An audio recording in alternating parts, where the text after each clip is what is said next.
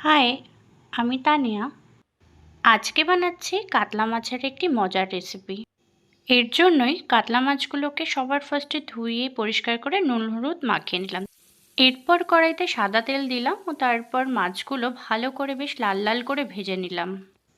এরপর সেই মাছ ভাজার তেলে জিরে, গরম মশলা, তেজপাতা, শুকনো লঙ্কা আর পেঁয়াজ কুচি দিয়ে ভালো করে নাড়িয়ে চাড়িয়ে নিলাম। আর ওদিকে একটা পেস্ট বানিয়ে নেব, তাতে আদা, রসুন, পেঁয়াজ, কাঁচা লঙ্কা, টমেটো দিয়ে। হাতে বেশি সময় না থাকায় তাই সবগুলো একসাথেই একটা পেস্ট বানিয়ে নিলাম।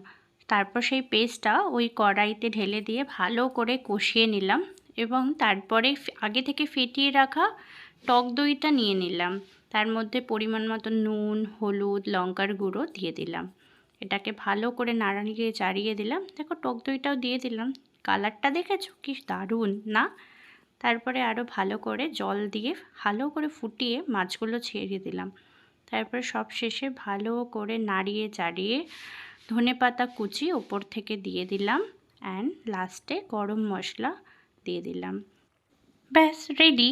আমি যদি পারি এই সুস্বাদু মজার রেসিপিটা রান্না করতে, তাহলে তোমরা যারা আমার ভিডিও দেখছো তোমরাও পারবে বাড়িতে রান্না করতে। কি তাই না? পারবে তো?